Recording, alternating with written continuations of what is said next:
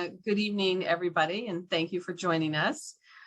This is a very important special PEP that we have tonight, and it was rescheduled, I think, from August. So sorry about the reschedule, but we're delighted to be here tonight. The topic is, as you know, beyond the physical impact of blood clots, the emotional aftermath.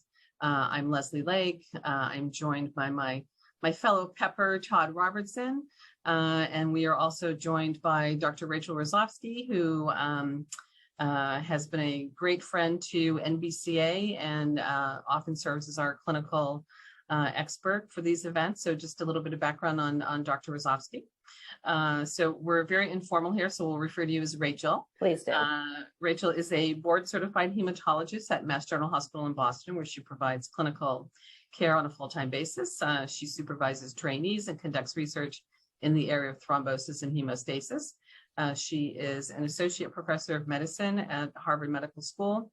She's the director of thrombosis research in the Division of Hematology and co-chair of Mass General Hospital's Thrombosis Committee. She earned her undergraduate degree from the University of Pennsylvania, her medical degree from Harvard Medical School, and she has a master's in public health from the Harvard School of Public Health. She completed her residency at Brigham and Women's Hospital and fellowship in hematology and medical oncology at the combined Dana-Farber Cancer Institute Mass General Hospital program.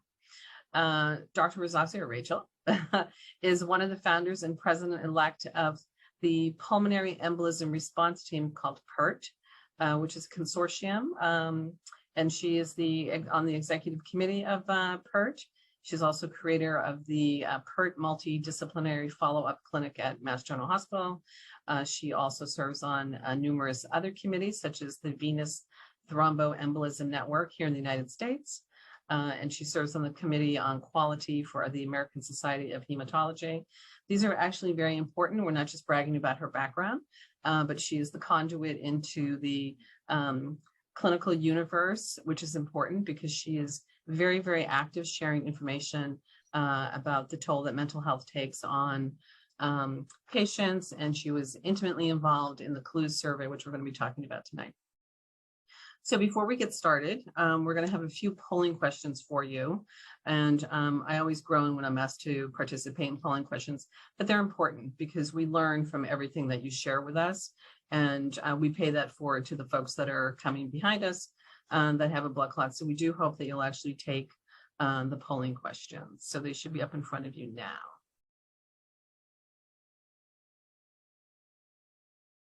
Leslie, you want to read each one? Yeah, sorry. Okay, so the first one is, did anyone speak with you about your mental health at the time of your blood clot diagnosis? And you can select one, yes, no, or NA. The second question, what did or would you find most helpful? This is multiple choice, knowing you are not alone, peer support, referral to a counselor, information, resources, or none of the above.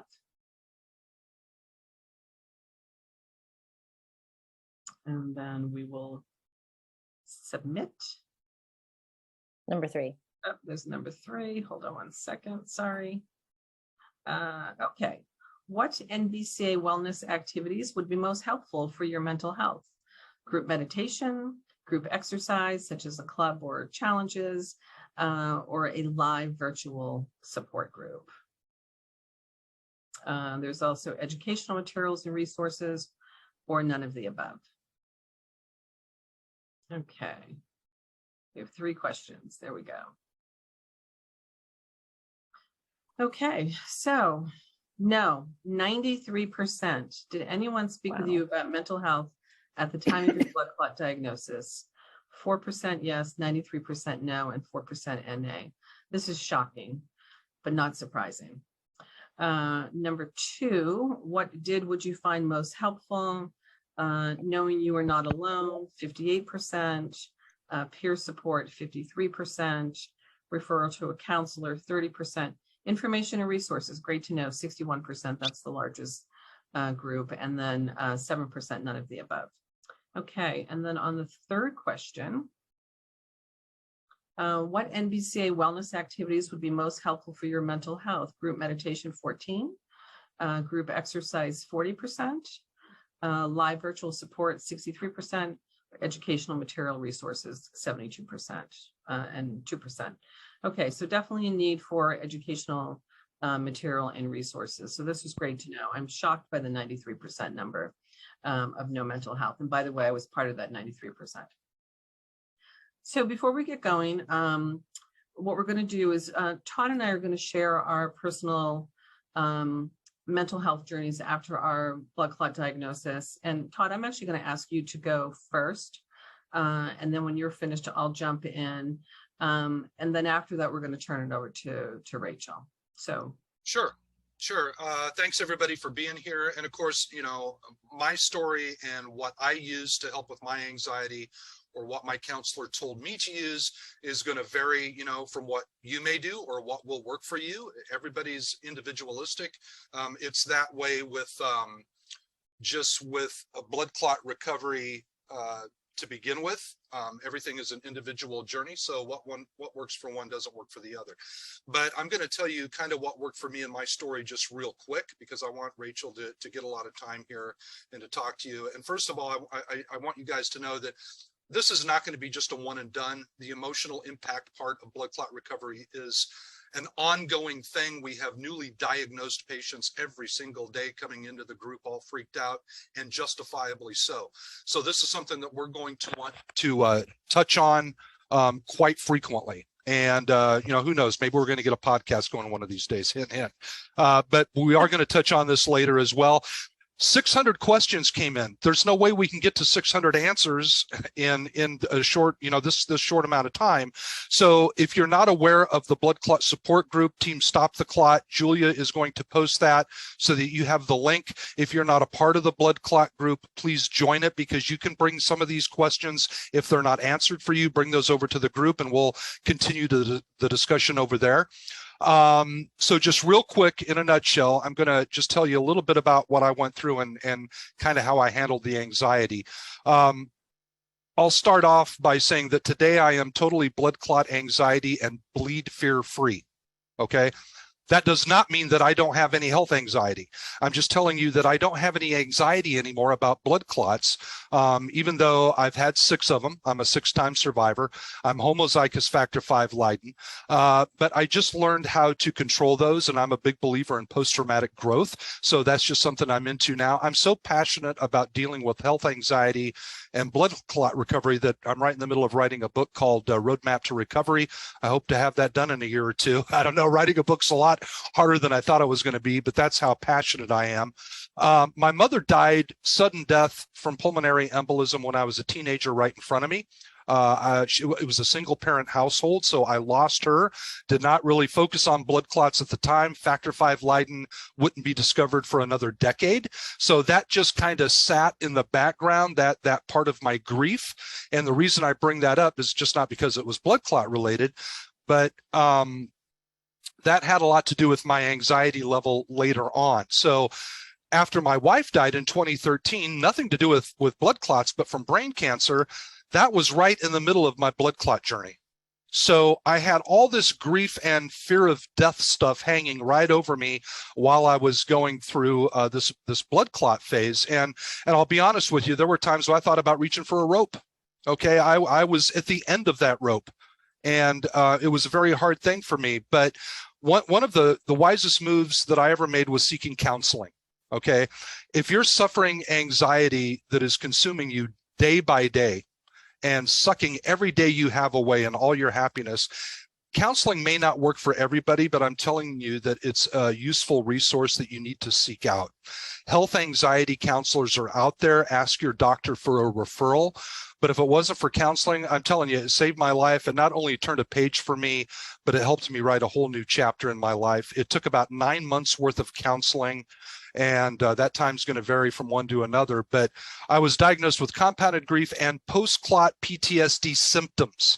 I wasn't diagnosed with full-blown PTSD. You can have PTSD symptoms, but not have PTSD. There's a big difference in that. But I was diagnosed with those symptoms. And after 9 months, I was learned to use these tools, these management tools that my counselor gave me. And my confidence level soared. The confidence of being aware of my symptoms, of being self-empowered as a self-advocate. This was all huge because I felt in control. And so some of that anxiety over time just kind of went away. I felt that I was so in control of my clotting situation that I did have it under control. And so I lost a lot of that anxiety and turned it more into a growth process. It worked so well for me that, as an example, they found a tumor on my liver in 2020. And all that I remember is the doctor came in and the surgeon said, yeah, you've got a tumor on your liver. It's the size of a golf ball. It's in a tough place on your liver. It's going to be hard to get to. The surgery is going to be 5 or 6 hours. And, this and that. And it just kind of hit me out of the blue. But I had learned those tools for my blood clot anxiety from my counselor. I applied those to my new health crisis. And after about 15 or 20 minutes worth of freaking out, I was able to, and it's hard to explain, but I was able to just grab hold of the situation and not freak out about it. I was concerned about it, but I wasn't overly worried about it. And I tried to focus on just a couple of positive words that I heard my surgeon say. In the background, I remember hearing the words, well, it doesn't look cancerous. And so I focused on those positive words and I put a positive spin on the whole situation. And for those 2 weeks leading up to surgery, that's all I thought about was, well, it doesn't look like cancer. It doesn't look like cancer. It made me feel better. I was prepared for whatever anyway. And then, when it came time for surgery, I just felt mentally strong and everything turned out great. It was totally benign. She was absolutely right. But I was able to get through that without overwhelming anxiety. So I was able to use some of those tools at that time from what I learned about blood clots. So counseling worked. My faith worked. I'm a man of faith. I use that. Exercise releases feel-good endorphins. Okay. Exercise gives you a temporary mental high. Those endorphins are factual. They are released when you exercise. So if you have approval from your doctor, I'm saying get out, go for a walk. Go ahead and get back into exercise at your pace. And I can almost guarantee you that it's going to help you feel a little bit better. But more than that, it's going to help you be strong for the next challenge, because as we get older, we all face challenges, right? We're all going to have to be strong for that. So try the exercise. I also got into nature bathing. That was really big for me. Just unplugging from society and from technology and getting out into nature. I'll tell you what, the Native Americans had it right. Meditating out in nature is a big thing. And I used a lot of deep breathing technique practice and things like that. So those are just some of the things that worked for me. I do want to acknowledge that when you suffer a blood clot, you become hypersensitive and mega aware to every little twinge that you feel in your body. Oh my God, it's another blood clot. Even if you feel a little twinge here or here, that's what your mind goes to. I just want to tell you from experience, what we worry about actually rarely happens.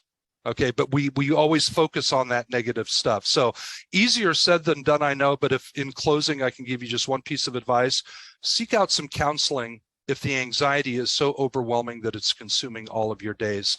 And I think that you'll find some benefit in that. And if you guys have any questions later about my situation or anything that I've done, just feel free to ask. Leslie?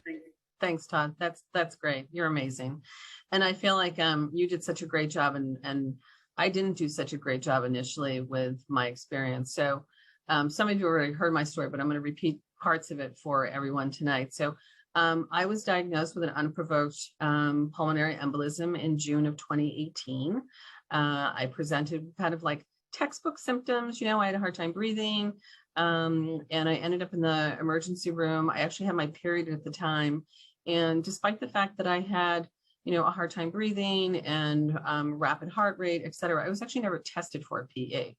And so what happened was they decided to give me 3 gynecological exams, which, as you can imagine, particularly for a woman, is a very vulnerable space, to be in. I had absolutely no idea why they were doing these tests. They eventually told me that I had fibroids, and that was the reason why I actually had a hard time breathing, which makes absolutely no sense whatsoever. And this wasn't that long ago. And they were going to let me go home. And then before they decided to let me go home, they did a scan of my lungs, and my lungs were full of blood clots, and I ended up in the ICU. I had never been in the ICU. And when I was in the ICU that evening, I had words matter. I had a doctor come up to me and ask me, do you know why you're here? And I said, yes, I have a blood clot in my lungs.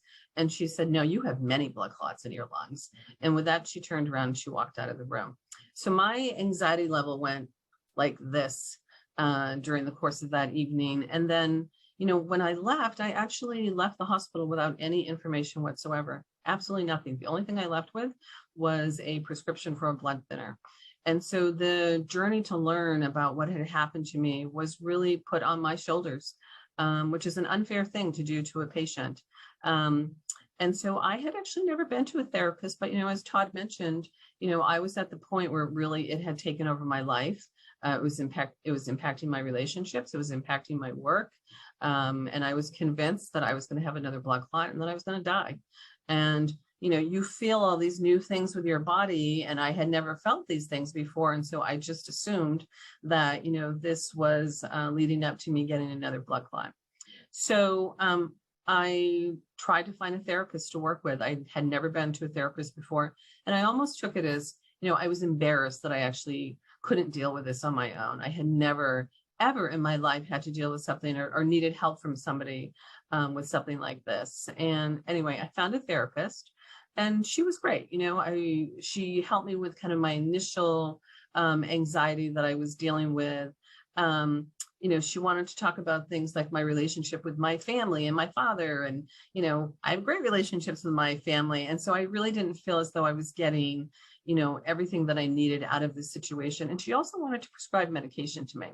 And this was just a personal choice. Other people, feel differently. I didn't want to actually take medicine. I didn't want to, or anti-anxiety medicine. I didn't want to mask what was happening. I wanted to understand what was happening.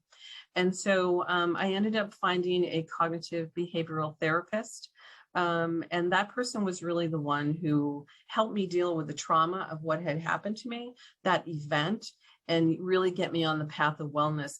And when I look back on this, I think if somebody had actually, my biggest concern was that I was going to have another blood clot and I was going to die.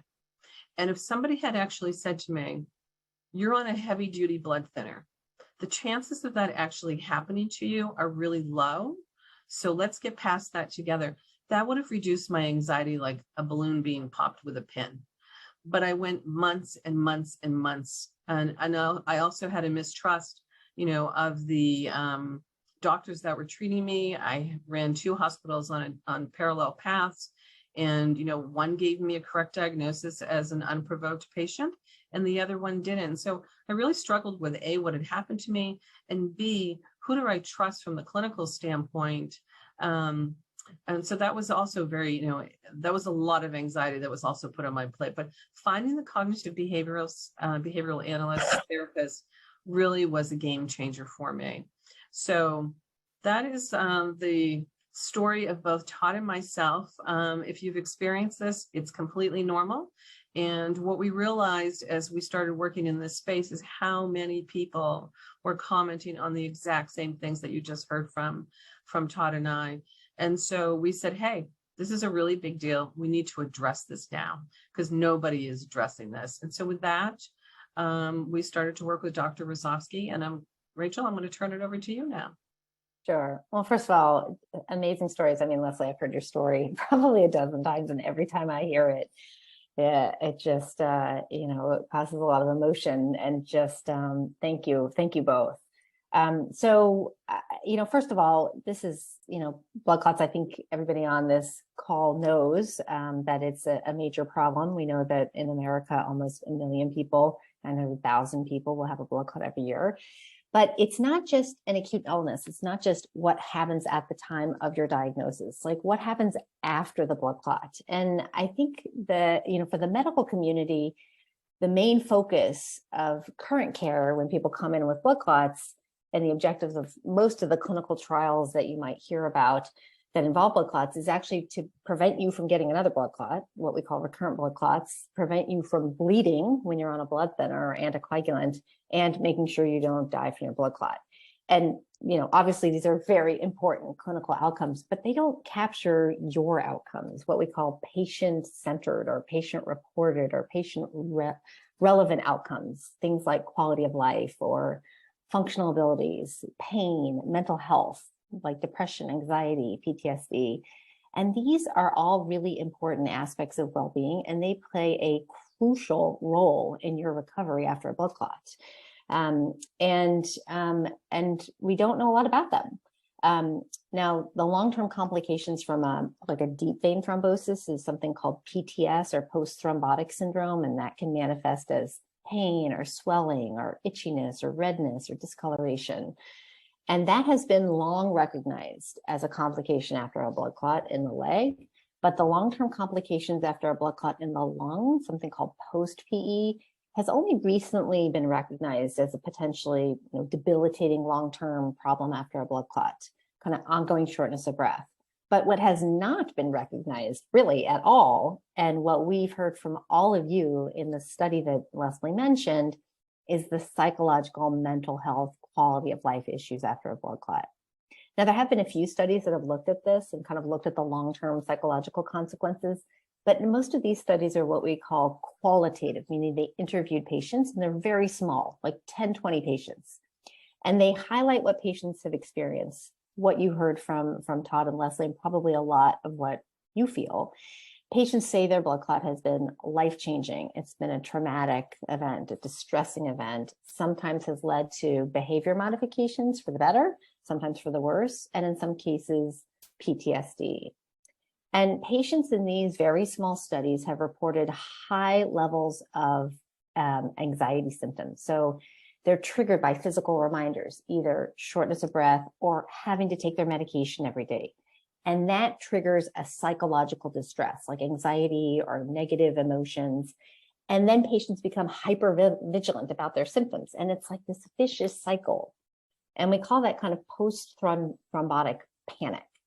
And then, as you heard from Leslie, when people are misdiagnosed or they're not diagnosed for a while, then they get negative emotions around that and health anxiety. And that can actually impact the relationships with professionals.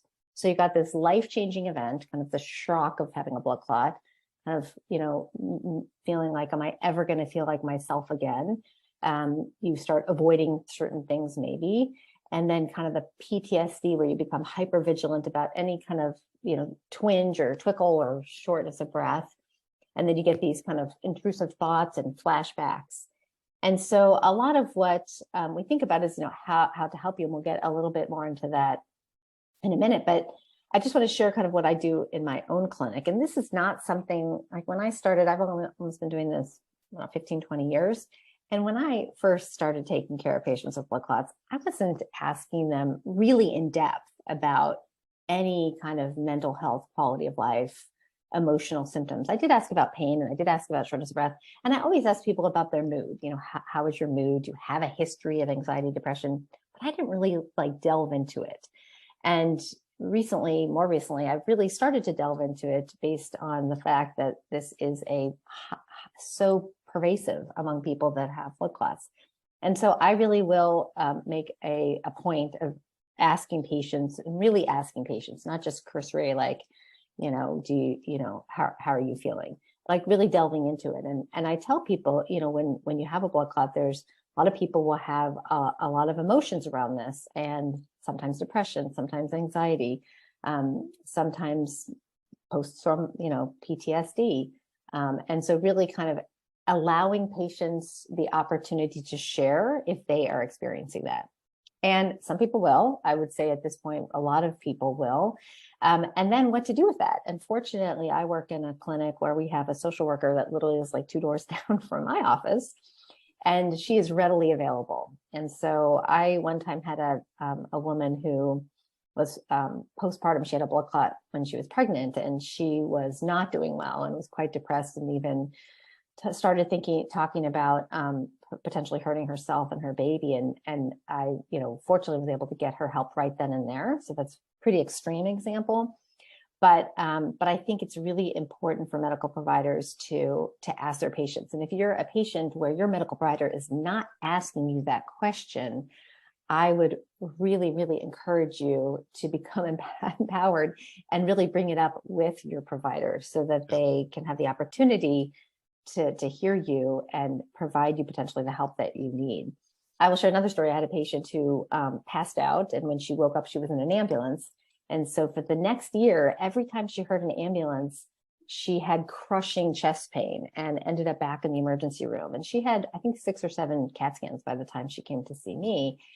And I said, I don't think you're having recurrent blood clots each of these times. I think you're having a panic attack. And so I set her up with one of our healthcare providers, and she did some cognitive behavioral therapy, and she can actually now listen to an ambulance and not end up in the emergency room. But it does, it takes a person asking the question, and then you have to have the resources. And so I think it's important, number one, to be listened to and heard, and have somebody appreciate what you're saying and really understand you and take you seriously.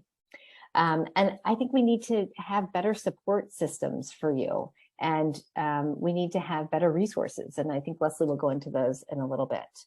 So you just heard from Leslie and Todd about the effects that their blood clot had on their quality of life, their mental health that they both faced. And we know when people have these post clotting syndromes, PTS or post PE, they have higher rates of depression and unemployment and social isolation and excess healthcare costs. There was actually a study that after the first blood clot, it was associated with over 50% increased risk of a work-related disability, and 38% of patients didn't return to work within their first year. And so that's a huge burden, I think, on patients and obviously on our whole community. So we need to better understand how blood clots are affecting you beyond just the acute crisis and the diagnosis. And we need to understand how these long-term consequences impact your recovery. And that would allow us, the medical community, to better understand and appreciate what you're feeling. And it will also allow us to figure out what resources you need. And on top of that, I think this knowledge will also help the medical community design future trials that specifically test interventions to improve recovery after the acute blood clot. So one of the first steps was doing this CLUE study. So the CLUE study, and the name came from Bill Robertson, who's on there. It stands for Critical Look at Understanding the Emotional Suffering of Blood Clot Survivors. So we took 12 surveys that have been validated in other situations that focus on what we call determinants of well-being that play an important role in recovery after blood clots. It was anonymous, and it was really aimed at exploring the patient-centered outcomes after a blood clot. And it was placed on the National Blood Clot Alliance website. We advertised it on Facebook, Instagram, LinkedIn, Twitter. And I have to say, we were shocked and really overwhelmed by the number of people that took this survey. I had no idea. I do survey work, and I get excited when, 300, 400 people take the survey. There were 3,372 people that took this survey. So a lot of people on this call probably took this survey. And I just want to thank you. We want to thank you. And I also want to say we heard you, and we hear how you're feeling. And it's so important that we learn from you and to better understand these issues, to hear and listen to you. I want to share a little bit about it. So I told you 3,372 people took it, and about 86% were women who took the survey. And then I would say what is really interesting about this survey is that one of the questions we asked is, how long ago did you have your blood clot? And more than 80% of the people that took this survey had their blood clot at least 3 months ago, and over 50% had it over a year ago. So it really does speak to the long-term effects of the blood clot, not just like right after you're being diagnosed. Of the people that took the survey, most of you were still on a blood thinner, anticoagulant, about 80%. And I also say, and what kind of surprised us, was that the majority of people who took the survey actually had a good understanding of having a blood clot. And we thought about this, and we thought, well, it was on the National Blood Clot Alliance website, so maybe you're being educated by that. But I was very surprised by that. I thought it was going to be less than that. And then in terms of what we found, of almost the 3,000 people that took the survey on functional status, only 13% reported they had no limitations and no symptoms of pain, depression, or anxiety. That means 87% of people had some kind of limitation in their life still going on: pain, depression, anxiety, or some kind of functional limitation. And that is a shocking number to me. How does that compare to other surveys or studies you've been involved in? So I've never really taken other surveys or studies that have specifically looked at this question. So I'm not sure how to answer that. But I think it's probably much more than what we would see in like heart, like a heart attack or a stroke or something like that. It seems very high to me. I haven't specifically looked at other medical problems, but I thought that was really, really high. It seems really high. Yeah. And of the over 2,700 people completed the PTSD portion, and this number is also shocking.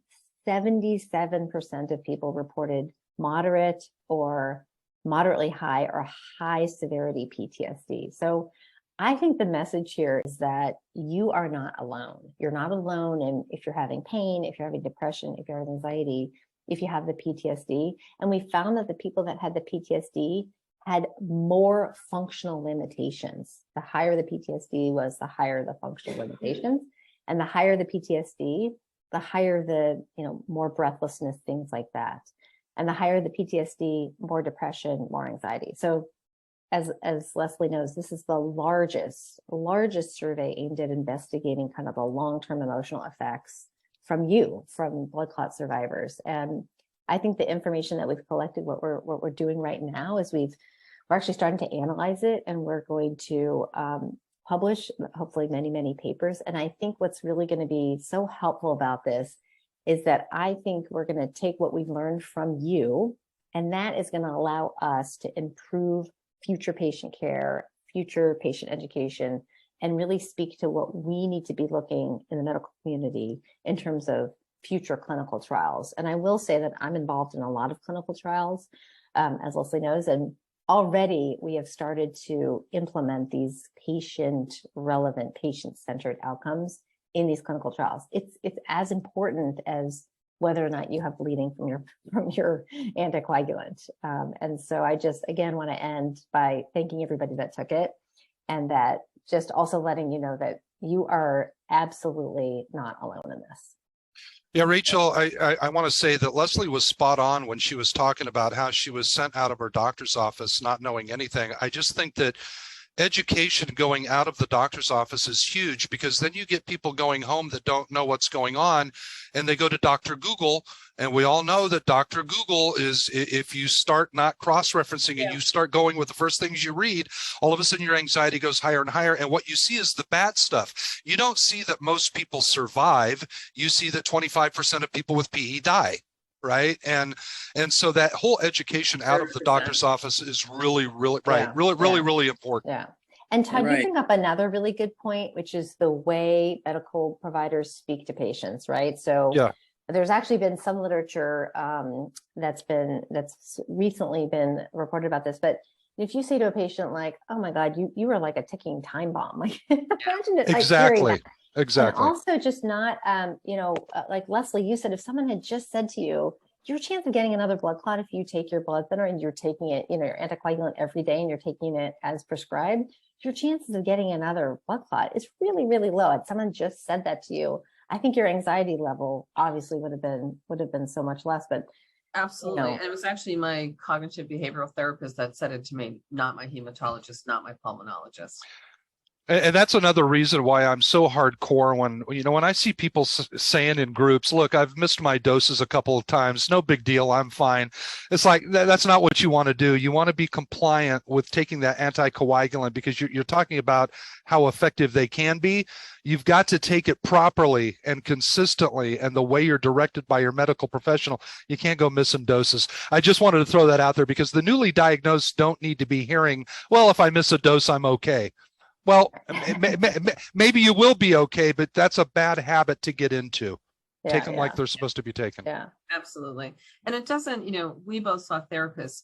I certainly don't want people to think that, maybe Todd, you did better at this than I do, but I still suffer from anxiety at times. If I fly, if I'm going a long distance, if I'm flying internationally, I get really nervous about it. Or if I feel something in my leg, I get, a little bit of anxiety, or if I'm forced to sit for a long period of time. So I'm pretty good, but I'm still not 100%. You know, it Well, took no. me 2 years before I could actually walk by the hospital where I was treated.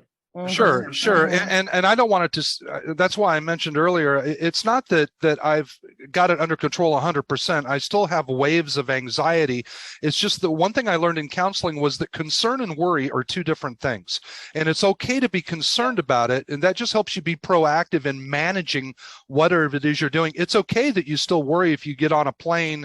You know, if you're going for a flight over 4 or 5 hours, it's still okay to be concerned about it. But it's also important to know the protocol for flying. If you're doing everything you're supposed to, if you have doctor approval, number one, and following the doctor's advice, if you're following the protocol of flying by getting in the movement, taking your anticoagulant, staying hydrated, getting up every once in a while, the chances of something happening are very slim.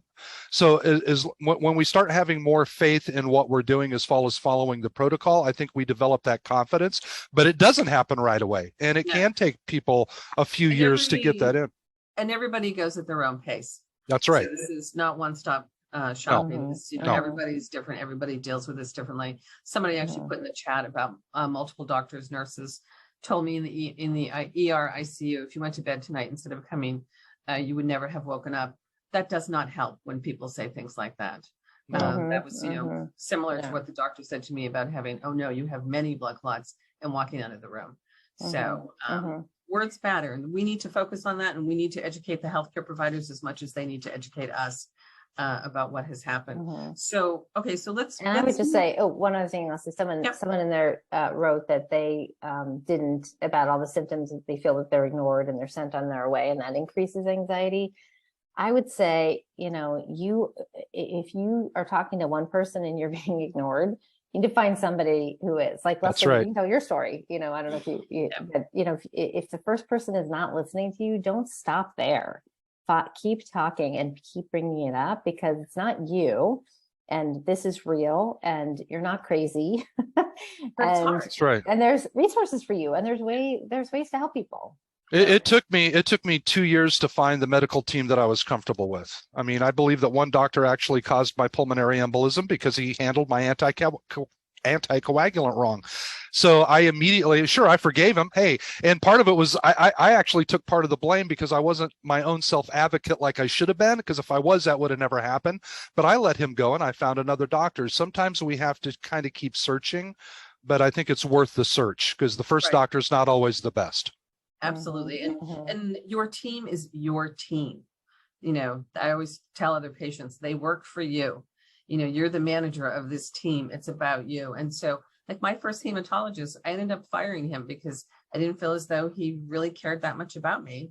And I went off and I found another hematologist, and I have a great relationship with her, and she's part of my team. But I needed to feel with 100% confidence that everybody had my back that was on my team. And Leslie, someone actually brought up that, you know, they were their symptoms were ignored too, and it took 6 years, and they're still dealing with issues from experience. And I would say, you know, it's a very difficult situation. And again, you know, you're not going to maybe trust that first person that didn't hear you. There's a lot of people in the medical community that you can trust. And again, I would continue to, you know, seek out somebody until you have a good relationship. It's like a partner in life, right? The first person you meet, you're not going to probably end up with, right? There's more than one that you could end up with. So same kind of thing with your medical providers. You know, just you need to find someone that's going to believe in you and listen to you and hear you and provide you the resources you need. Hey, Rachel, that's a good segue into one of the questions that I see pop up in the groups a lot. And one of the questions that came in is, what do you do with that spouse or that family member that is kind of, you know, dissing your symptoms and your situation? And because, you know, those of us that have suffered a blood clot, a lot of times you can't tell that we've had a blood clot. What we feel is not visible. And so the family members don't understand. Do you have any advice on how to deal with somebody that's not listening to you and not very supportive? Sure. Well, I am a big proponent of education and information. And so one thing is, have them listen to this, right? This is going to be recorded. You can sit down and have them listen to it. Have them come with you to your medical appointments, you know, so that they can really understand. Have them go to the National Blood Clot Alliance and read a little bit about this. So I think it's probably not that it's probably that person doesn't understand the real situation and how you really are feeling. And so I think education would be key. And you might think about, I mean, I'm not saying that counseling is for everybody, but sometimes people might find that helpful, having like a third party maybe be involved in figuring out how you could communicate better with that person. But I would not give up, because I do think it's important. And I would also just think about in your life, if there's been other situations with your spouse where you haven't been on the same page, what has worked? What has helped you get on the same page with that person and employ those same strategies?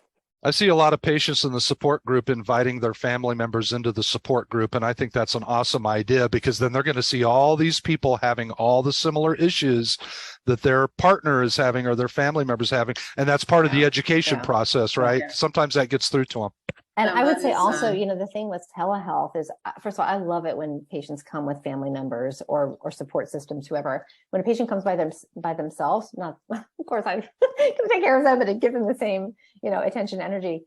They've done studies where they tape the patient and the provider, and then they leave and they ask the patient specific questions about what was addressed in that meeting. And it's about 50% of the time they remember what was said. And so I think it's really important sometimes it's really good to write things down. I always tell patients, you're going to leave our meeting together and you're going to come up with 100 questions, right? As soon as you walk out the door. And just, we have Patient Gateway. You can send me the messages before our next meeting. Write down your questions, because when you come in, you're kind of overwhelmed and you're not thinking of all those, 27 questions you had beforehand. But having somebody else there, I think, can really help patients, because then when they're at home, they can say, oh my gosh, what did they say about that? Or do I need to be worried about that? And with telehealth, now I get on telehealth and I say, is there anyone in the house that you want to join? Like, sister, brother, mother, father, spouse, kid, whatever. Just so that there's other people, and really inviting people to not just have one, not just have to deal with it all themselves. That's great. I want to just a couple of housekeeping things so we don't lose track of this. So we now have some material that we want to share with people, and we're going to put it up in the chat function, but it is on ways to cope with the psychological impact of blood clots. And that is available for everybody. And it's everything from self-care to exercise to finding support to having a plan. Journaling actually is one of the things that is suggested. Education is power. And so, when you're conversing with your healthcare team, there's a boatload of questions that we have on the National Blood Clot Alliance website. Download it, take it with you. That's what I did. It was super empowering for me because I got answers to a lot of questions that I had. And then we also have a new patient guide, which is really fantastic. Download it, take it with you. Also give it to your doctors and tell them to read it and hand it out to other people as well. In the interest of time, we also want to just kind of move forward on a few things. So once again, thank you to all of you for participating, in the survey. It's amazing. And we should have known better, but we've been overwhelmed with questions that have been sent in advance of this event this evening. And so we have almost 600 questions that we've received for tonight. Obviously, we won't be able to get to all of your questions this evening, but we want you to know that we have them. We've gone through them. We are going to be having another PEP event on this topic where we are actually going to address a lot of these questions, and we're going to bring a therapist with us who is trained in this, who will walk us through, what is normal, what is not normal, and we'll answer a lot of these questions. But right now, we're going to get into some of the questions and answer some of them. And I'm actually going to throw out, a couple of questions, and this is going to be interactive between Rachel and Todd and I. I still have PTSD after 3 years. Is this normal? So I would say any symptom that you're having, that you're dealing with, you're not crazy. I would say if at 3 years you're still having the exact same symptoms that you had, I would really encourage you to seek out some help and get some guidance on how you can start to not have those, creep into you. I think it can be normal because first of all, there's no right way to do this. And there's no like prescribed time, exactly at 1 year and 2 weeks and 37 seconds, you're suddenly going to feel normal again. And so I think that these symptoms can stay with you for a long time and maybe even lifelong. But I think you can learn how to cope with them and live your life the way you want to with them. And you might need some help doing that. And you might need some help, specifically whatever is driving the PTSD. Is it something that's triggering, or is it you're constantly anxious or panicking or sweating, or you have these intrusive thoughts, or whatever it is.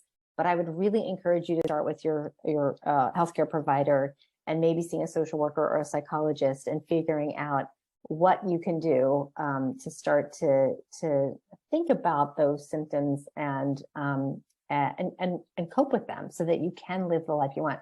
I would say some of the things, PTSD is there's mild, moderate, and severe. Like there's this big spectrum, and I have a lot of patients that have told me some other things that have helped them. A lot of people will meditate, and there's something called the Calm app that people really like.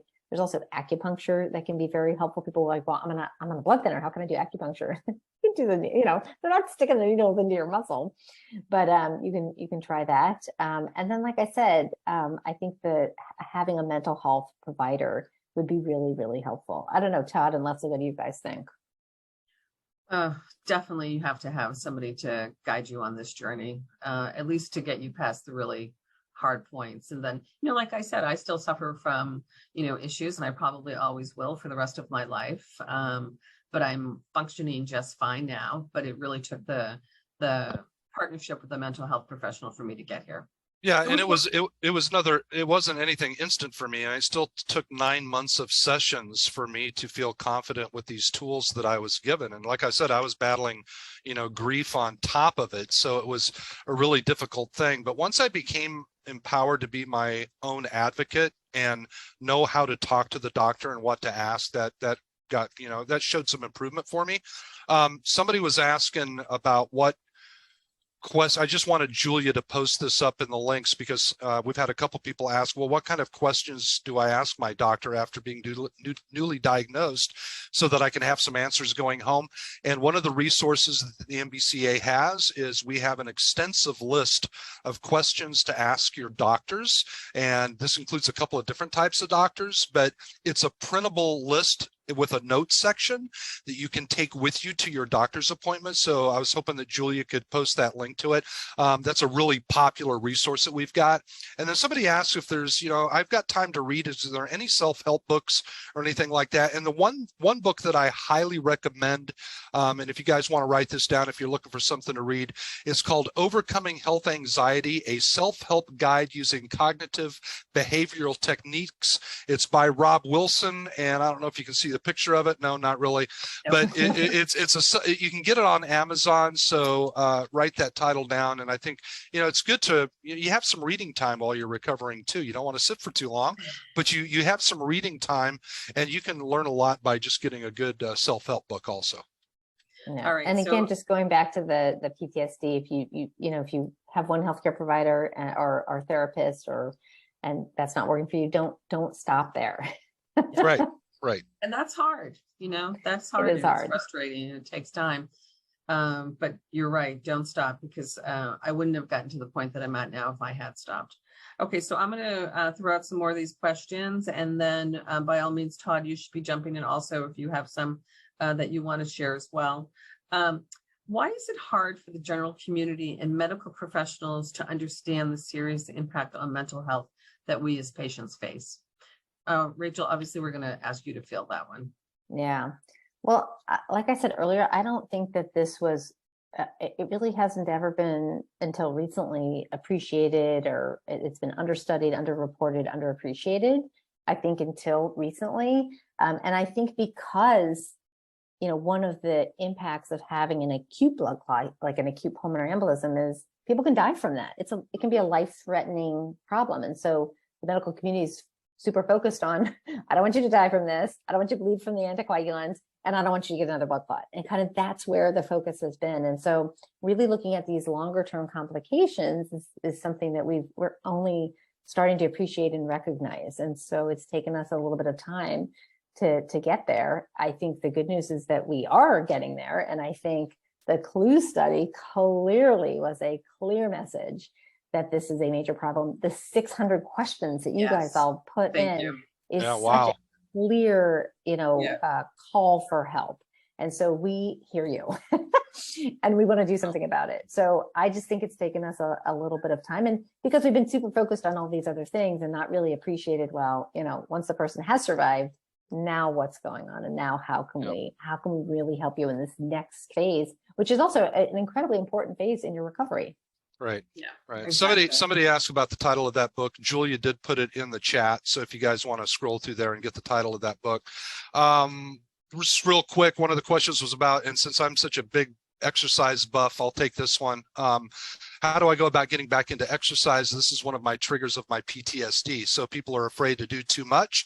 And all I can really tell you right off the bat is you need to have your doctor guidance for this on, the approval on what kind of exercise you can get into. Normally, the doctors will tell you to start with walking. And I can tell you firsthand that walking is one of the best exercises ever. It's a great way to just slowly get back, into the flow. But go by what your doctor tells you, whether it's the primary or your pulmonologist. If you've had a pulmonary embolism, a lot of times the pulmonologist will kind of give you a few suggestions on like what to keep your heart rate at. Everybody's just in a different situation, so you really need to follow medical guidance there.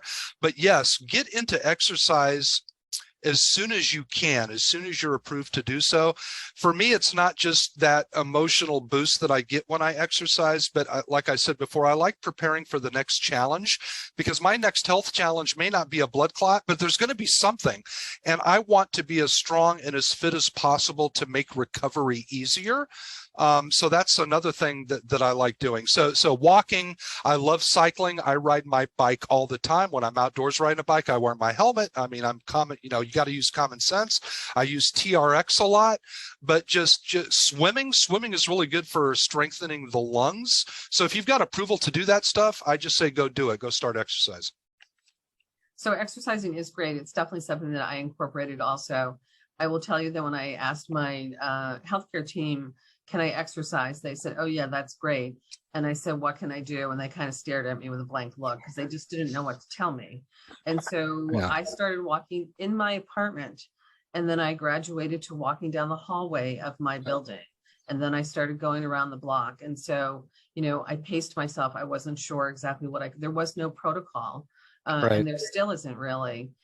So go at your pace, talk to your doctor. Hopefully you'll get some, advice. I ended up finding a physical therapist who had actually worked with respiratory patients before. And he's the one, and again, this was similar to trying to find a therapist. He's the one who put together a program with me, and we planned it out. And that was, incredibly helpful as well. But, unfortunately, it just seems that the blood clot community is just not provided the resources that they need, even when it comes to, exercising. Yeah, we have a lot of people in our support group. I want to encourage people to come on over who are just getting into activity and who like to talk about what they just did, whether it's walk around the block or enter a 5K. I mean, when you look at all these people that have entered the marathon on behalf of the National Blood Clot Alliance, it takes a while to get back to that point, but you can get there. There is light at the end of your tunnel.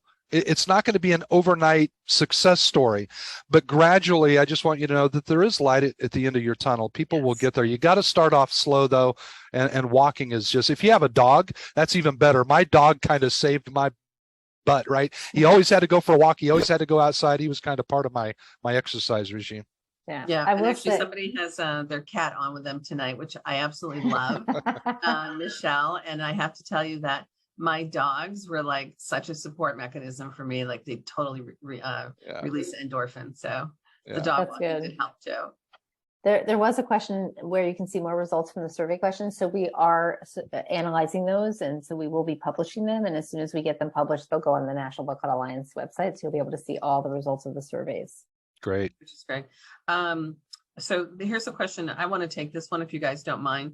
how does one live with the uncertainty of unprovoked PEs? So that was one of my biggest struggles. I'm an unprovoked PE patient, and I had that big cloud hanging over me for a very, very long time.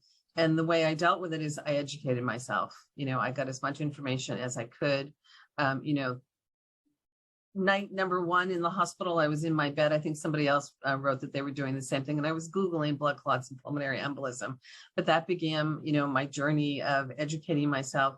And then frankly, dealing with the cognitive behavioral therapist and understanding that, I was on a heavy duty anticoagulant at that point in time, that the likelihood of me getting another blood clot was very, very slim. And because I'm unprovoked, I'll probably be on blood thinners for the rest of my life, unless, there's some great discovery down the road.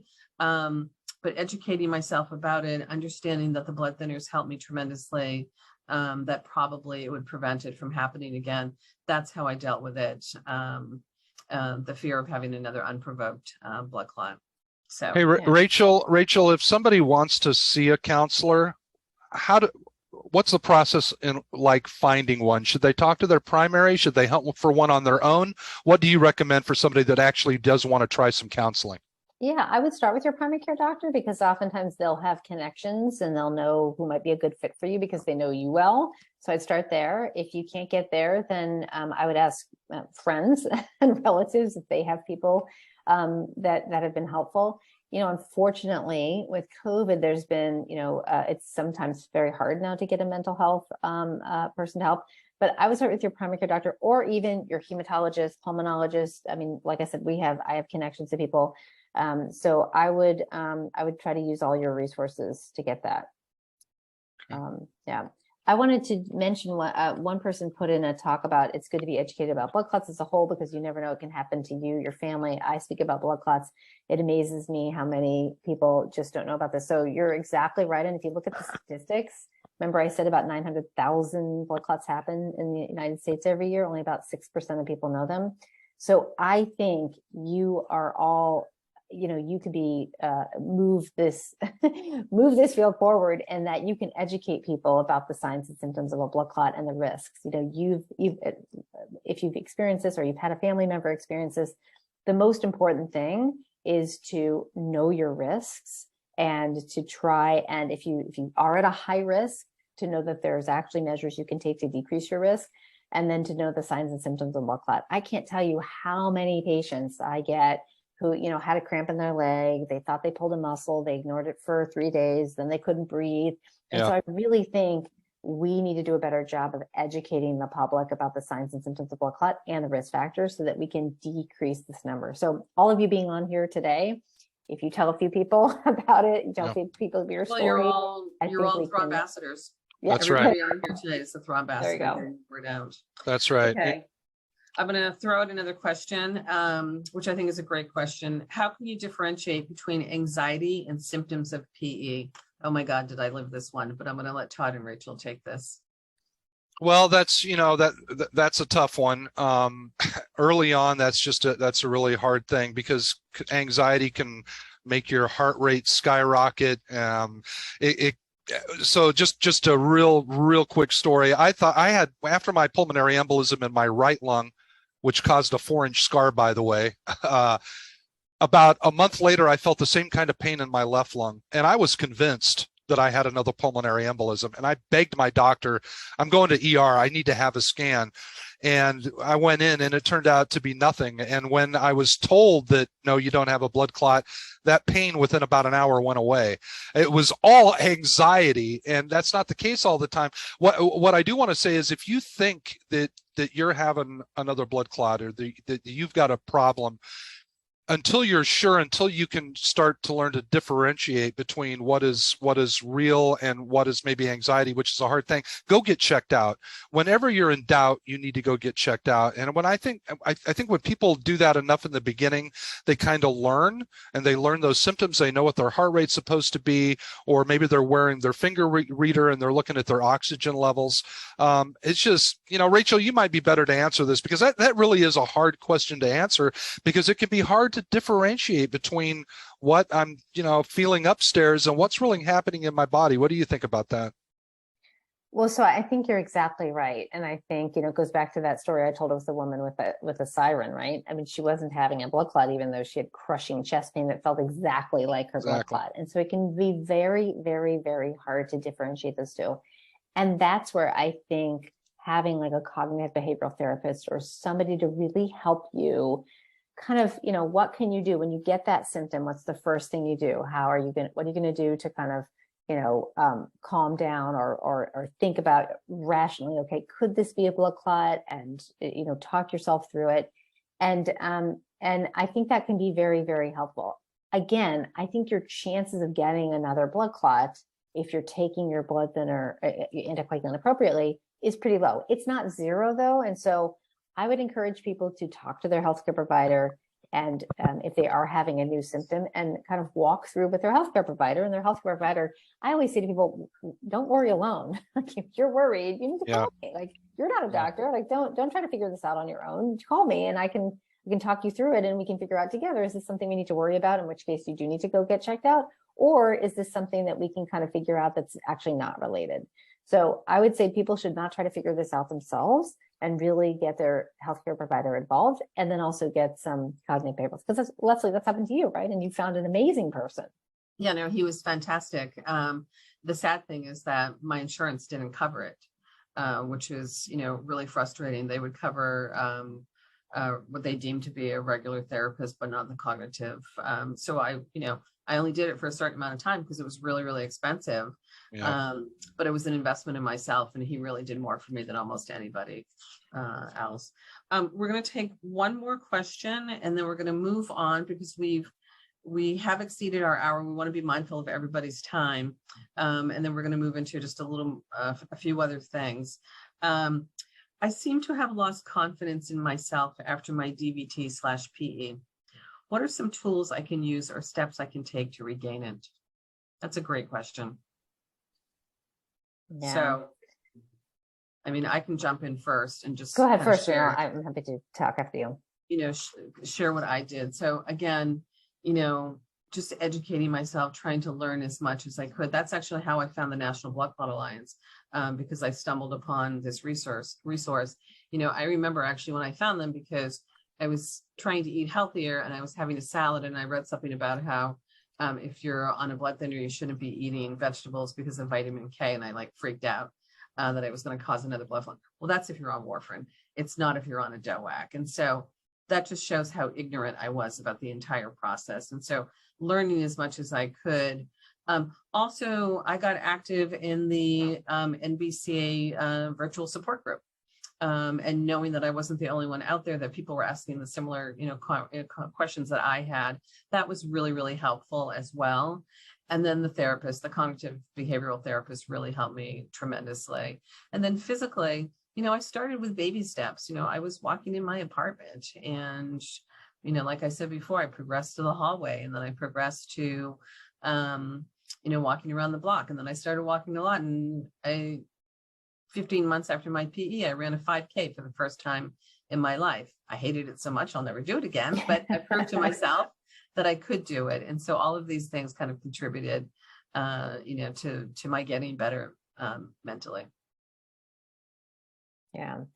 I would say, everybody is different. And I would say you've probably had times in your life where you have lost confidence in yourself. And I would think back to what has worked for you in the past, whether it's, whatever it is. But I also would agree with Leslie that educating yourself and advocating for yourself, and then doing little wins, thinking about something that's going to build up your confidence. What's something little that you could do? Maybe it's, you're going to walk for 15 minutes one day, and just have that be a goal, and set little goals for yourself, so that you start to build your confidence back up in the things that you can do. And then, get some support. This is, again, you're not alone, and to try and do this yourself is going to be hard. And National Blood Clot Alliance has a lot of support. Todd's support group, NBCA has lots of support groups. So, and then in your own, I think somebody put in that they get their INR checked at the cancer center and they have support groups there. Again, reach out to your provider and see what support systems you might have in your own local institution. And so again, I would not try to do this yourself, and just remind yourself that this is, this is a crisis. This is a trauma that you experienced, and give yourself that time to understand and heal from that. And then slowly think about what you can do to build yourself back up. Right, Rachel, I think you were spot on with saying the little wins, because I see a lot of patients, they suffer their DVT or their PE, and a week later, they're expecting to go out and do everything that they were able to do before. And while there may be a few cases where people do that, the majority of people, it takes time. So take baby steps. It takes time for recovery, both physically and mentally. Allow yourself that time. And I can almost guarantee you, with time, it gets a little better and a little better and a little better, to where one day you're going to be empowering other people. And that's the great pay it forward aspect of this whole thing. It's rough right now, but one day it's going to be better, and you're going to find out that you're just not going to suffer a blood clot out of the blue. You've got control. You know the symptoms. You can manage your risk factors. You are in more control than you think, but it takes a while to get there. So just take it slow. I love that. One of the things that I would do as I was going through my recovery is I would say, okay, where are you going to be a year from now? So that I wasn't focused on the day or tomorrow or whatnot. And, my recovery, I was afraid to leave New York City where I live, because I was afraid if something happened to me, I wouldn't have access to good health care. And I was terrified to leave. And my own family gave me a hard time about this, that I was being ridiculous. And so there was an education process of them. And then, as time went on and I got better and better, and now I get on a plane and I fly wherever I want. In fact, I'm going to be on a plane. You fly all the time. All the time. Leslie is the flying expert. It took me, I was afraid the first time that I flew, I admit it, but you get stronger and better every single day. And Rachel, you're right. Everybody goes at their own pace. And I would also say that it's not a straight line. It's like that's right. And so you're going to have days where you're going to feel great, and you're going to have days where you're going to feel awful. And good point. Just don't be so hard on yourself and think like, I have to be doing, I have to be here by next month. And so again, just be kind to yourself. Yeah. Sure. Okay. So just want to go over a few things. We have a whole bunch of things in the chat we want you to be aware of. We've got this great resource now about the psychological impact of blood clots. And we've got the patient guide. If there are suggestions and items that you think that we're not giving to you, let us know. Drop us a line at info@stoptheclot.org. We want to hear from you. We want to get the right resources into people's hands, and give these resources to your clinicians, because they need to know about these resources as well, and that this is, such a big issue for the patient community. We're going to have another PEP. We had 600 people actually register, and we had 600 questions, and obviously we can't get to all of them. We're going to be doing the other PEP. We'll be pushing that out so you know when it's going to be happening.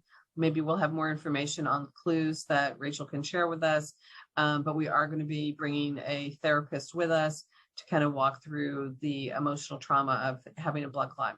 So we're going to end tonight. We're going to have a poll at the end. We have, I think, 2 questions at the end, which we would also love. This is a way for us to always learn from you, pay it forward to the folks behind us, and also really identify the gaps in care that we can hopefully close together. So if we could bring up the final poll. Okay. So after this pep talk, I feel more empowered too. This is a single choice. Seek professional help from a counselor. Talk more openly with my providers, friends, family about my mental health. Learn more ways to cope with the psychological impacts of blood clots. Download the NBCA's mental health guide. Connect with other survivors through NBCA's Facebook support group, or not applicable. So please choose one. And then number 2, overall, attending this pep talk had a positive impact on my psychological and emotional well-being. And we're going to have a single choice there as well. And then we can all submit and vote and see what our results are going to be. Do we have, drum roll, please? Do we have our results? Okay. After this pep talk, I feel more empowered. 18% said seek professional help from your counselor. 25% talk more openly with my providers, friends, family. 35% learn more ways to cope with the psychological impact of blood clots. That's great. And then 18% connect with other survivors through NBCA's Facebook support group. I loved that support group. And Todd, thank you for the great work you do there, by the way. Yeah, and I encourage people to come on over after this pep talk, because we're going to be talking about this stuff all night long. I think you're going to be rolling right to your support groups. I am. And then number 2, overall, attending this pep talk had a positive impact on my psychological and emotional well-being. And obviously, this was our goal tonight, right? We wanted to make sure that this had a positive impact for you. So 100%. So thank you very much, everybody. Be on the lookout. We want to have you all back. You're Thrombassadors. So, share information about blood clots where you can. And thank you for participating. We really, we're indebted to all of you for participating in the Clues survey. So thank you very, very much. And with that, we'll say goodnight. Thanks, everybody. Thank you. Bye.